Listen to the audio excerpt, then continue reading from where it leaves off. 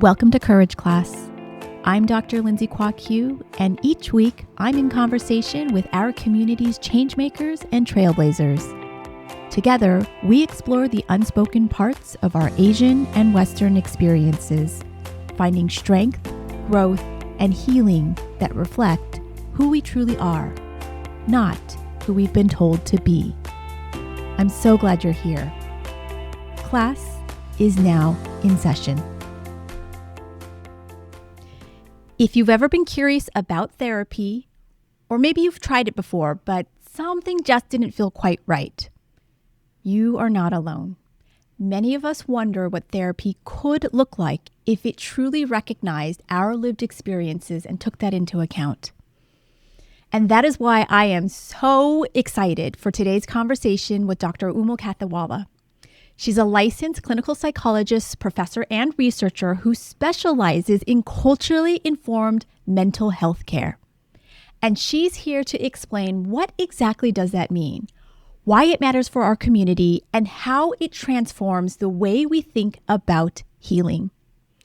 And here's the really special part. Dr. Kathawalla doesn't just talk about it. She actually leads me through a culturally informed therapy session in real time, guiding me to some pretty powerful aha moments of my own.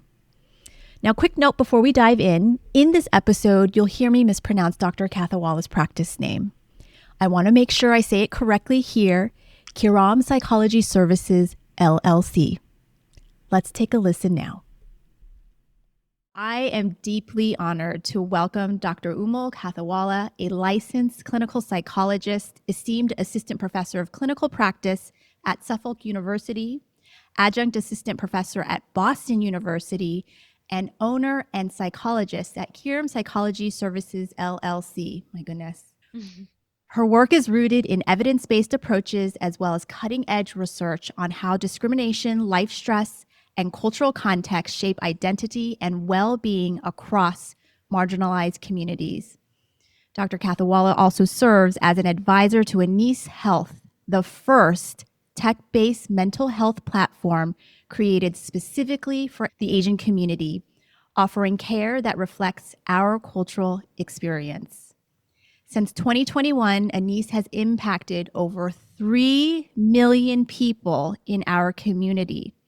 And here, she is responsible for guiding the clinical and scientific research programs and supports community outreach efforts, ensuring that United's model remains informed by rigorous science and responsive to cultural needs. She's a widely published scholar with work ranging from culturally informed career development, identity integration among Muslim and immigrant populations, and the application of open science practices in culturally responsive psychology.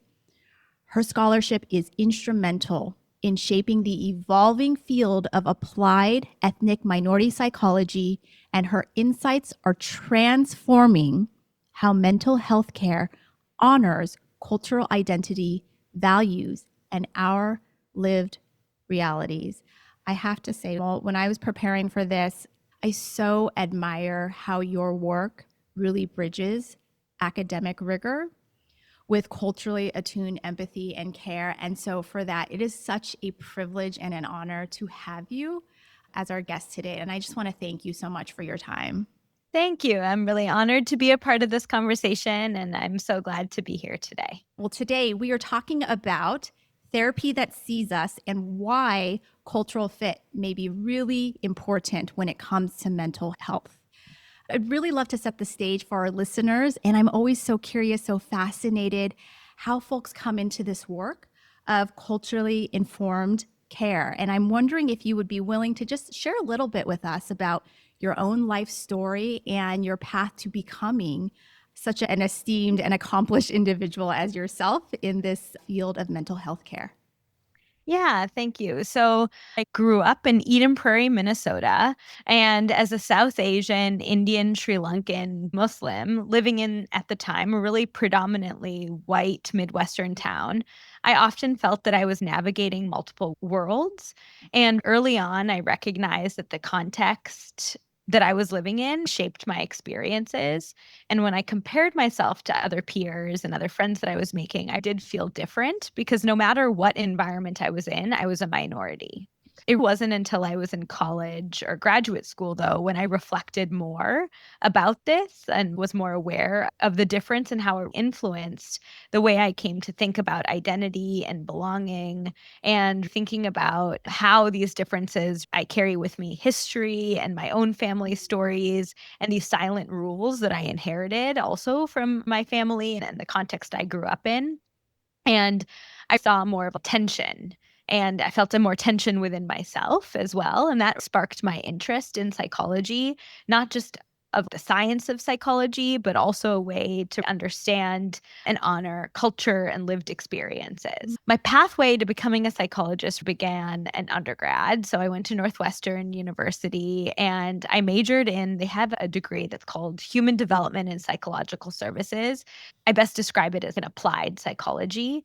And during that time, I also was involved in research for intervention programs. And so that's got me into both applied psychology and the research side of things, which led me to then pursue my PhD in counseling psychology at the University of Minnesota.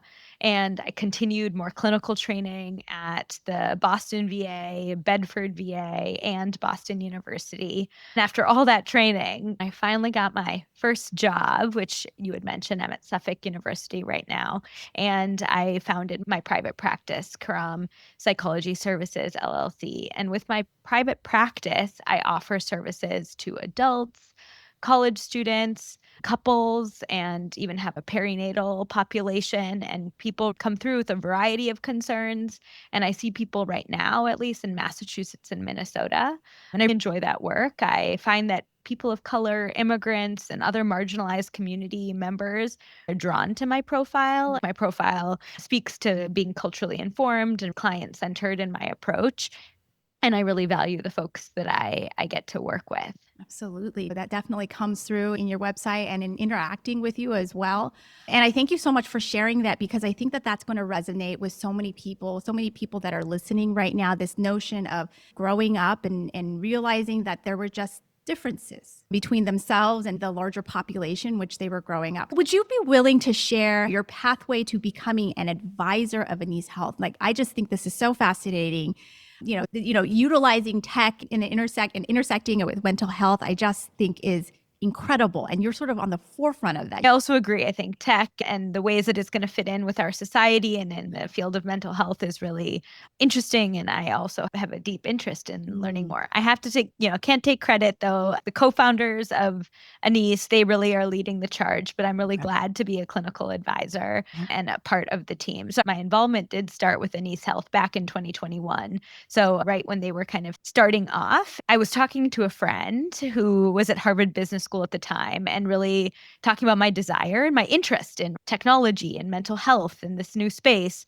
And she then introduced me to one of her classmates, Alice, who was also at Harvard Business School at the time. And that's how I got involved with Anise at the start. So I got involved with helping with some research projects and working with some of the preliminary data that they had collected. And then I kept on getting more and more involved and became a clinical advisor. And I think that it's so interesting because I think that startups and these innovative platforms can be especially useful is that culturally responsive care, it's hard to be scaled. And me as one individual provider, I only can see so many clients in a day. And platforms like Anise, on the other hand, really helps connect people to culturally responsive care. And some graduate programs don't always integrate consistent training about culturally responsive approaches, and especially for Asian Americans or Asians in general. Sure. Yeah. And Anise is really working to change that through their platform. So as a clinical advisor and researcher there, I've been involved with shaping their model and training of other clinicians and consulting over the choices that they've been making so that care is both grounded in data and culturally responsive. So it really helps to kind of expand and scale access. Absolutely. It's really incredible. I think the proof is in the pudding, too. The fact that the organization, with your support, has impacted already 3 million. I mean, I think that that number is probably a little dated at this point as well. So it's quite incredible. I'd love to talk a little bit more about your research and your work. I know that your research and work aims to move the field of applied ethnic minority psychology forward. And I'm just wondering, would you be willing to help define that? What exactly is applied ethnic minority psychology for our listeners? Yeah. So applied ethnic minority psychology is really about taking what we know about the experiences of ethnic minority communities, how discrimination, life stress, and cultural context really shapes identity, well being, mental health, and then applying that knowledge to actual practice Mm, and interventions. So it's not just about theory, but it's about translating research into real culturally informed interventions. okay. And for me, applied ethnic minority psychology really means building an evidence base that can help us design better and really more responsive clinical care for diverse communities. Absolutely. My understanding of culture is, sometimes when I would work with teachers, I would say the word culturally responsive instructional practice. And immediately some teachers might think, well, it's about the holidays that the kids celebrate, or the books I have to read, or the family practices that I have to engage or know about. What I'm trying to get at for our listeners is culture just like the holiday? Yeah. It's like, Yeah. what is culture, What right? is culture? Yeah, Yeah. I hear you. And I think that, like, if we were to, go on Google right now and Yeah. type in culture, it'll give us some definition Yeah. and different ways that people conceptualize culture in research. And research studies also shifts kind of from paper to paper. But one of the conceptualizations that I think resonate with me is that and these are the phrases that they use, is something called surface and deep culture. So surface culture might be things like language Oh, or holidays and maybe certain terms and these nuance that maybe is a little bit more accessible. And those are important. I don't yeah. want to say that those aren't, but then there's also deep culture, which is more like these kind of cultural nuance. I'm using the word culture, value nuance, or these kind of unsaid norms or belief structures, what's considered right or wrong, like things that are a little bit more harder to maybe verbalize, but are really infused in what people believe and what Yeah. they emphasize, like how they decide to prioritize their time, what they decide is more worthy of their time, for example. So, kind of thinking about culture in both aspects. Culture is not, even two people who identify the same way might not experience culture in the same way. Why might it be important for a practitioner to take into consideration the cultural background or experiences of a client? Mhm. So I guess thinking in my own research too, Yep. I've looked at things like discrimination and life stress Yeah. and how it impacts mental health or even identity development for minority populations. And a lot of my work has focused on Muslims living in Western countries. So this is both like a Muslim's cultural experience of what it means to be Muslim, but also living then in a Western country which has its own culture.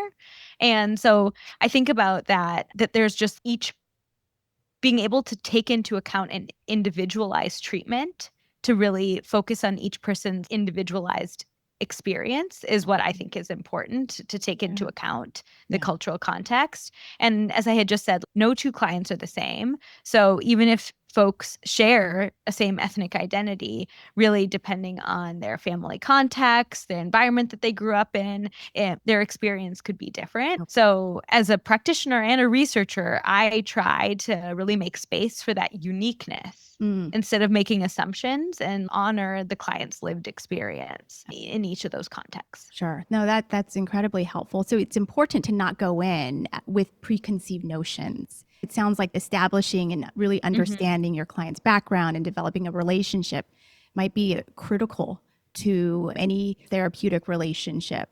Yeah. Yeah, Perfect. Thank you. exactly. I'm wondering if we could transition into culturally informed care and how culturally informed care may differ from a traditional model. How do you define culturally informed care in the context of mental health? So, in my definition, culturally informed care means taking into account each client's cultural context and how they experience that culture in relation to their mental health. So, for example, if someone may have grown up in a more traditional or conservative environment, even if they don't share those beliefs, that context really does still shape their experience and might even result in more shame or guilt or even conflict. Okay. Or another example where religion is central. If a South Asian Muslim client, for example, finds grounding in prayer, I may frame mindfulness or meditation practices in connection to more Islamic prayer or dua. So it's really about tailoring the intervention to the client's cultural and personal framework. Okay. That's really helpful. How might that be different than a traditional model of therapy? Well, when I think about traditional models, I really think that they kind of are, and this is a little generalized, but they kind of assume a one size fits all approach. And Okay. sometimes they also tend to be more highly manualized. So this is a generalization again, but traditional models of therapy tend to maybe rely heavily on the importance of independence or self sufficiency. And that can feel really out of step sometimes if someone's cultural values really more emphasize family or community. And so culturally informed care then, right, is a more client-centered approach. Okay. And there's ways to adapt even worksheets that research has found to be really effective, but there's ways to adapt them to better resonate with clients, maybe even cultural language or values, or even providing examples that are more relevant. So I sometimes bring up feeling pressure from parents to pursue a certain type of field, whether that's medicine, and what comes up if you want to be Sure. more creative and pursue art. Okay. It sounds like as a practitioner, adaptability is really critical. That listening ear is really critical as well. What might be some of the blind spots in a Western model of therapy when applied to Asian clients? Yeah, that's a good question. So, one blind spot could be pathologizing cultural practices that are actually strengths. So, for example, caring for elders may be labeled as poor boundaries in a traditional model, when maybe for some Asian clients, it's actually really fulfilling and can be reciprocal. Oh, yeah. And so without that cultural attunement, something that's actually a meaningful part of someone's Yeah. life could be misunderstood as a problem. Wow. Or another blind spot could be something like missing a part of the problem. So, if a client was coming in with work stress or problems with a manager and might be internalizing these negative beliefs about themselves or their ability to work well, someone could focus more on, okay, let's try to talk about how you can communicate with your manager and what can you do to be more effective in the workplace. But actually, if you dig in further, maybe these problems are better conceptualized as discrimination, and the work context is actually filled with these microaggressions, and it's not actually about being more interpersonally effective with the manager, but it's more conceptualizing these interactions in terms of microaggressions. And the ways that you would address these problems really is different depending on how you conceptualize Wow. them. Wow. That was so powerful. I mean, that just personally just resonated so strongly when you just talked about boundaries. And I've heard before you just have to cut off the toxic people in your life, to cut off the toxic family folk in your life. And it's not, I don't know, it's not that easy for someone who has been raised in a context where family is first, frankly. And so I would assume that there's nuances to that approach of setting boundaries, but also even talking about microaggressions in the workplace and how we approach that. Just like my own personal experience, the first time I ever was able to address that head on was when I started working with my own culturally attuned clinician. And to be able to frame a workplace interaction and thinking about it from the lens of discrimination, it was a very healing experience for Yeah. me. So, anyways, I really appreciate you sharing that. I feel like Yeah. that's going to help a lot of people. I would love to move into why this might matter for Mm. our community, for Asian communities, and, demystify the stigma around seeking care and really make the case for culturally informed care. I'm curious to know, in your own experience, what kinds of cultural nuances do you see your Asian clients bring into your office that your other clients may not bring? Mhm. First, what comes to mind is intergenerational expectations feel really big. So, beliefs being the good child or needing to honor parent sacrifices for moving to the US, or maybe even carrying weight of providing for your family or giving back to the family. And so those stand out. Or even beliefs like don't be a burden or emotions are weak. Those are things that stand out. And then other cultural nuances is especially bicultural stress. So navigating different identities at home or in public or different identities with certain contexts. So when I think about even myself, my own American and South Asian identities really bring with them different values, and sometimes they are in conflict. Right now, I live in Massachusetts for me and my husband's career, but I also constantly feel this pull that we should be moving back to Minnesota to be closer to my parents, especially as they age, and feeling that conflict and pulling me into different directions sometimes. Sure, absolutely. And you mentioned those stereotypical beliefs like emotions are for the weak. Another one, not being a burden to others. How do these stereotypical beliefs maybe discourage us from typically seeking help? So I feel like these beliefs often make people minimize or hide their struggles and make people feel like therapy can feel selfish or even shameful. And it often happens that clients don't seek help until they've reached a breaking point, because asking for support makes them maybe feel like they're a failure, or that maybe they've even heard that problems should be kept within the family and that it's shameful to talk about it with someone else. But really, personally, I'm an advocate for therapy, and I try to, well, obviously I'm an advocate for therapy being a psychologist and all, but I really try to take some of those stereotypical beliefs, try to lift them by saying things. I really believe that therapy can be helpful for everyone. And even if you're doing well and you're okay, therapy can help us process like the daily ups and downs of life. And so trying to normalize therapy, like going to your PCP once a year, going to therapy biweekly or weekly, can be like that. Absolutely. Therapy has been just an incredible saving grace just in this household. So you have our full support in that. Yeah. Are there typical Western therapeutic ideas that misunderstand and even pathologize a cultural practice or scenario? Yeah. So, I mean, another example that comes to mind, right, is like what I was even mentioning about where do I live, right? Is I think that living with extended family as an adult is might be seen in traditional therapy as like avoiding independence or avoiding kind of being a true adult. But in Asian families, it's actually normal and maybe even a supportive arrangement. And really mislabeling that can make a client feel unseen or misunderstood, and maybe even make them not want to continue therapy with a provider that's not seeing their full lived experience. In your experience, what happens when someone finally feels understood and receives the culturally attuned care that they've been seeking, but perhaps just never knew that they needed? Hopefully, this will resonate with you, but I often think that it's a visible sense of relief, that clients feel lighter, more grounded. They don't feel like they need to waste energy explaining or defending their cultural background. And instead, they can actually focus on the healing. And, being fully seen for one's identity really builds, I think, confidence and resilience. And it helps someone navigate life's ups and downs from a more stronger sense of self. And so I think that it's just a lot of this internal resilience get built. I feel like it's also important, though, that on this journey of therapy, it might not always feel good.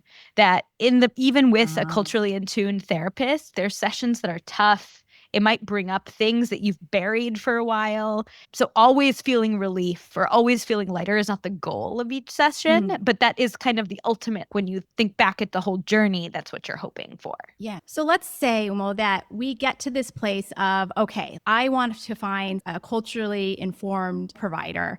So for the person who is really curious about that type of care, but unsure of where to start, what should they look for in a culturally competent provider? Yeah.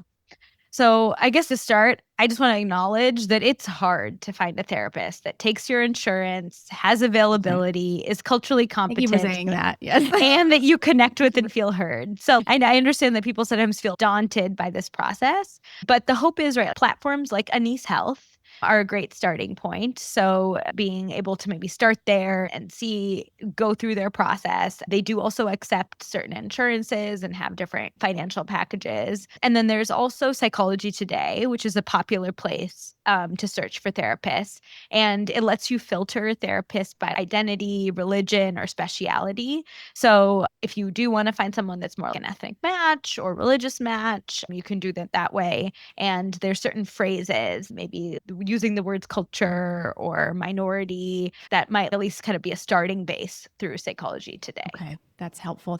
Thanks for sharing that. And I'm curious to know, I am a perennial people pleaser, trying really hard in therapy to work through that right now. And I am someone who will just stick with it. I will just keep doing it because I can't quit or I can't hurt that person's feelings. How does a person know if the provider is a good cultural fit and they should stay? Are there any questions we could maybe ask ourselves to assess even cultural fit? So I guess there's some things that I feel like you can do from the onset, Okay. maybe even, and then these questions can still be relevant, I think, when you're working with someone. But I think about, especially during the consultation call, is trying to look for someone who's really open and curious and respectful about your culture.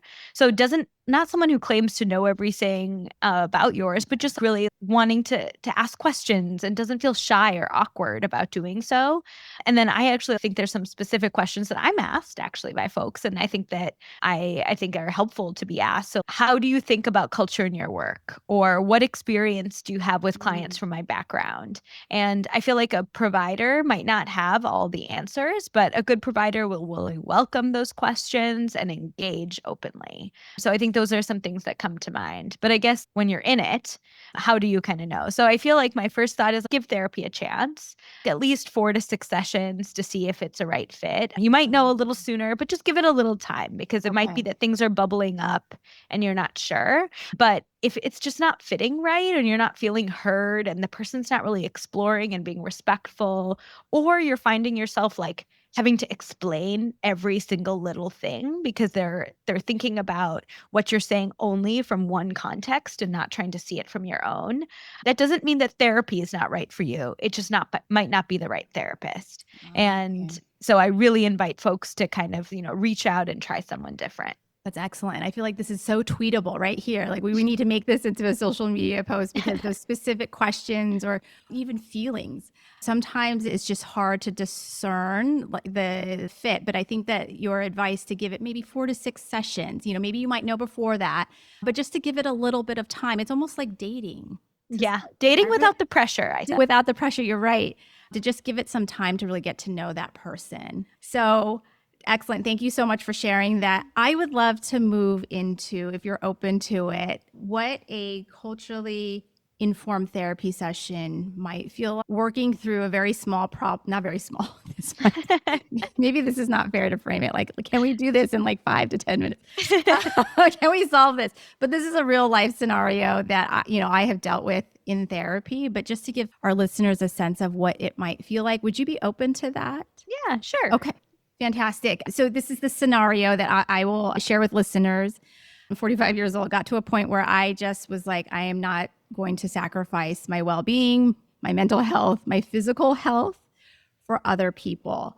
And so I mentioned it earlier, I've been just forever a people pleaser. I'm really wanting to step away specifically from my house. I really want to start reallocating my time into my career, but I'm struggling to say no. I just have this guilt. Like I feel like I'm supposed to. I feel like it's my responsibility. And I'm just trying to work through this judgment of you're not a good mom if you aren't fully present 1,000% of the time. Trying to work through the guilt of wanting to have and beef up sort of my career now at this point in my life. Yeah. It's always, I feel, when we hit those parts of our life that something isn't serving us and we actually reckon with it, it can feel so discombobulating. And that's the place that the most change occurs. So the fact that you're able to name these things for yourself and come into therapy and face these aspects that feel really heavy and uncertain, I think is a great first step. Yeah. Yeah, no, I mean it's been a process to even get to this place of saying that out loud, that I don't want to be at home and 1,000% of the time, and I'm tired and burnt out and I want to reallocate. So I guess boundaries are the hardest thing. Things just saying no. I Yeah. don't even know like where to So I guess I'm kind of start. curious, Yeah. where does this come up? Where does things come up that you feel things are being asked of you that doesn't no longer serve you? That's a great question. So I think the first thing that comes up, and I'm going to pull my husband into this, because even though he's not here, poor guy, I will say he in his defense, we've made a lot of headway in our own therapeutic context. And I think that we really started off in very traditional roles, traditional in the sense that I grew up seeing my mom do everything for the house, and she also worked. And then my dad was like full force career. That's the dynamic that has played out in my household. So I feel I'm supposed to manage all the kids' schedule. I feel I'm supposed to make all the lunches. I'm supposed to manage all the meals. That's my responsibility, but I'm drowning in Mm, that. And I don't yeah. know what or how to, I don't know what to do or how to say. And so, I think about, okay, I understand this pull Yeah. to want to be, okay, so what do I do? What should I do tomorrow to make this better? Yeah. And I'm hoping that we'll kind of brainstorm and maybe leave with some kind of tangible changes. But I feel a lot of what I'm hearing from you also is that you're feeling a shift, Yeah. that what you saw and what Yes. you experienced doesn't feel like that's resonating with you. Yes. And I want to better understand this shift for yourself. Yeah. And so this shift of wanting to say no or shift of wanting to pursue something more, Yep. why is this feeling so important to you? I mean, I that's a great question. I mean, my mom never ever did anything for herself. She never complained. And part of me really believes that that was, that's how her mom was. And, all my previous generations were. You asked me, What's driving you what's for these driving me? changes? There is just this internal sort of pull that there's more. I love my family. I love my children, but that there's just more for me outside. I want something for myself.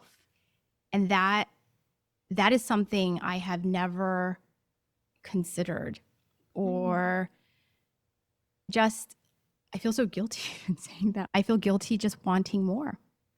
Yeah. But I want it. And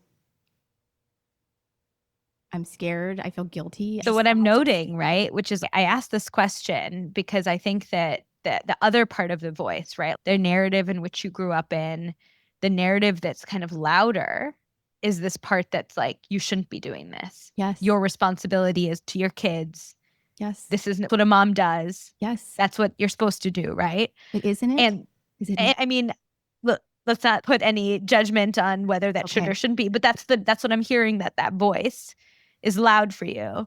And even when I ask the question of why do you want something different, it's hard to fully listen to that voice and hear because the other part bleeds in. Yeah, I want this, but I'm actually guilty, and it gets pulled. And I'm just sitting with that even as we try to just put aside that other pull, that voice is so loud, it's hard to hear the It is. part that makes you want something different. Yes. Yes. I'm not going to have a moment on that. You're going to make me have a moment on this. It is. It's really loud. And my mom did it beautifully, seamlessly, like never complained about it. And so I'm like, And that's the narrative also. okay, wait. You're going to make me cry. So what That I is had the said, narrative. right? Yeah. I think sitting with this, I know we only have brief time in our Yeah. mini therapy Yeah. session right now, Yeah. but I feel like sitting with this knowledge of how this other voice is so loud. And I'm not trying to say that other voice is true or not true, or it's just a voice that you carry with you from how you grew up, the environment that you're in. And that voice is there, but there's another voice that is wanting you to listen to it. And I'm just wondering about sitting and trying to listen to that other voice as a part of the exercise. As in between when we meet again in session to session of just sitting with and trying to journal about and listen to what that other voice is trying to tell you, and put that the other guilt, shame that I should be, my mom did it perfectly, I shouldn't complain. Let's not even try to like listen to that right now. It's just like, okay, you're there. And what's this other voice trying to tell me? Thank you. Thank you for that. Whoa. Like you made me like almost cry. If I may just share with you my experience of you, there was like zero judgment. The distinction between not judging any of the narratives in my head actually was incredibly, like, it really resonated with me. I felt, because I came to you and I was like, I had so much judgment. I'm not supposed to be feeling this way. Like, I'm not supposed to want to drop the ball. But I want to drop the ball, you know, and I don't want to throw it back at anybody in my house, you know, but I just want to drop it so that I can have time to pursue elsewhere. I just will selfishly say this is something that I feel like I run into a lot of women my age, my friend circle, or who are struggling with. And your approach to just not having any judgment, which to me feels like a very deeply ingrained cultural narrative for me. It's like my mom, it's Chinese culture. You know, women are supposed to do this. No, I hear you. I guess like to kind of explain, so like if we were doing like long-term work together, which I don't know how to like always integrate this, like the way that I think about things is like, I start with it, like, especially with how you presented right now, is like, I don't even want to go into like testing whether your judgments are logical or not, or like get into that first. I actually want to ground you in like why this matters to you. And remind you, like, this is actually something that you need for yourself. And like, I would also want to connect it eventually. This actually would serve your kids and your family. That like, you're doing it. You are like eventually trying to get this whole picture that taking care of you is also taking care of modeling things for your children, being able to show up more as a mother, as a wife. And this is something that you just want, and that's okay. And that's okay. And so really trying to, like, I would spend more time there. And then once we felt like you had bought what I was saying and you actually believed, like, yes, I need this and this is valuable. This is valuable on its own. Then I would go into more of the judgment and guilt and try to understand how these family expectations and culture would, because I feel like then it would be a little less sticky already. Because you have belief of why what you want to do is more valuable. I see. You know, what I really felt from you when I started talking was just, you just wanted to listen. And it almost felt like you wanted to, and even the way you're describing it, just really establish this trust, this relationship. And the trust is coming from listening and just non-judgment. You kept doing this, you were shaking, and I was really sort of kind of paying attention to the way that you were just reacting to what I was sharing. And never during what I was sharing did I ever feel like there was a, and I have to be really honest with you, that has happened to me in sessions before. And I just felt really heard by you. And so I guess if we were a step back, if we were to go back and just talk generally about culturally informed care, it feels like just that establishment of trust and listening is really, it's not like you even brought anything in about Chinese people. I didn't hear anything about Chinese people in what we were saying. And I think that as we're talking about it, I think that especially early on in sessions, I really do like try to listen, and I take things a lot slower. And I think that if there's ways that I still do feel like I don't need to say at some points, oh, I get what you're saying from the Asian perspective, because I get it. So I can just assume that I get it and don't need to verbalize it and show that I'm listening and I hear you. There are times that I'm more verbal about I understand, or if someone feels, once they start trying to explain, I'm like, it's okay, I understand. Or, Okay. oh, this is what I understand. Is that what resonates with you? Maybe about certain cultural topics, but especially early on, listening is something that I really try to hear the person's experience. Yeah. And then later I might be a little bit more like, I guess, pushing both of us to think about things differently. Okay. Okay. I guess that's where that adaptability, sort of just listening to your client and adapting to and being able to understand and know when to say I get it, or just to step back and just to listen and to hear. I mean, you were really masterful, I think, Mm. of the way that you were engaging. And it's really interesting because we say the same thing to teachers as well. Like, it's really about establishing trust when you first get into the classroom and listening and observing and going with that flow, as opposed to coming in with sort of this preconceived agenda and we have to get through this model or this lesson plan. I didn't feel that way at all with you. And full disclosure, folks at home, I sent this to Ummul, this scenario ahead of time, but there was no agenda. I think I was even all over the place, if I'm going to be critical of myself. I'm here and there. There's a lot that I felt like was going on, and you just listened and adapted, and I really felt like you understood. Here we are talking about culturally informed care, and it wasn't like you came in and you were like, well, Chinese people are like this, or Asian people are like this. Which, I don't know, maybe there's a listener out there who might think that that's what culturally informed care is, and maybe that's not the flavor for them, but really it's about listening. At least that's what I felt from you. Yeah, and feeling heard. And feeling heard and not judged for having certain thoughts.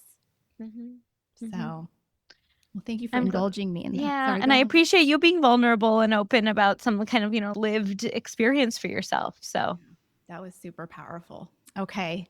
Well, folks, we're going to talk about the path forward, if that's okay, and offer some hope. I'm curious to know from you, Ummul, what does healing look like that when it does include both cultural contexts and clinical care? How will we be living our lives differently? yeah. So I guess healing really could look different for everyone. And I think that therapists themselves conceptualize healing differently too. But for me, healing means feeling more coherent across different aspects of life. So that's whether that's home, work, or relationships. Coherent, I mean really having a sense of alignment between your identity and the values you want to prioritize at each stage of life or at that specific stage of life. Okay. So that doesn't mean showing up in exactly the same way in every context or across time. And I mean, thinking about your journey too, right? Like what you cared about and valued at one point might be different than now at the stage your kids are in as well. So it's really about being authentic and grounded in each space and at each point in your journey. Okay. And I also think healing is really about being more comfortable with nuance or dialectics. So holding space that you can both crave independence and family connection. And those can actually fit together, or honoring that you can have both stability and some creativity, or balancing tradition and more maybe individuality. How does that all fit? And I guess along with that, I think about, and I know a lot of therapists talk about it, but I really think it's also about self-compassion. So being really honest with yourself about what's actually sustainable for you, and thinking about the energy and the time that you can realistically give for each area of your life, right? So even it's impossible to do everything perfectly, but I think a lot of people struggle with that. Yes. And so really when you're thinking about healing, and especially when it includes the cultural competence, it's really people can feel less fragmented, less torn between different worlds, and really feel more balanced and at peace with the life that they're building for themselves. Balance and at peace. If we were all to seek out culturally informed care, I'd love to hear, how do you think this might shift or even disrupt generational cycles of silence, shame, and or suppression in our families, in our communities? you could Yeah, take I us into the know. future. Let's go look Yeah. there together. Yes. Yes. I mean, I think it would really mean breaking some of these cycles of silence and shame that exist, and instead passing down generation to generation more tools for resilience and openness of talking about emotions, openness of talking about struggle or dialectics that people face. Mm, And maybe even families then could talk more freely about emotions and differences instead of avoiding them. I think avoidance is really the barrier in a lot of cases. So yeah. maybe, with less of that over time, when we look into the future, we could maybe see a shift in how future generations understand what it means to even be Asian. Some of the values that we have deemed that are Asian and feel kind of keep us stuck. Maybe there's some movement there, Yeah. and it can help us change what it means to live authentically and honor where we come from. Yes, that's beautiful. Thank you so much for that. And thank you so much for this conversation. I'm just really, again, I'm so grateful to you, Dr. Kathawalla. I want to make sure that folks know where to reach out to you if they're interested. If you have a website or some social media handles, of course, we're going to post it in the show notes and everywhere where we're advertising this. But would you be willing to share? How can folks get in touch with you? Yeah, you can. I have a website for my private practice. It's called, again, Kiram Psychology Services LLC. And I bet if you Google it, you can find the website, and I guess they'll be linked as well. I do also have an Instagram account, and Okay. folks are welcome to email me, reach out if you have any questions or look for support. And what sort of exciting projects do you have on the horizon? Is there anything that you would like to share with the community that you're working Oh, on? right now I'm kind of keeping things status quo in the private practice world, but I am working to build a postpartum group with another physical therapist for moms after 6 months postpartum who want to connect and reconnect to their body and talk about parenting issues that come up. So a little bit outside of the Wow. Asian space, but I feel like Sure. also another community that a lot of times kind of gets lost, Absolutely. and especially after post the newborn phase. Absolutely. I could have used that. That sounds wonderful. Well, thank you for sharing that. I have to say, you have just done such a beautiful and articulate job of really breaking down what culturally informed care looks like, feels like, the questions that we should be asking. I think it's going to really help a lot. I have so many friends asking me just about therapy, just in general, and to be able to reference them to you, it's just a really powerful tool and experience to hear it directly from someone who practices it, lives it on a daily basis. So I'm so grateful. I'm so grateful to you. Thanks for joining me on this episode of Courage Class.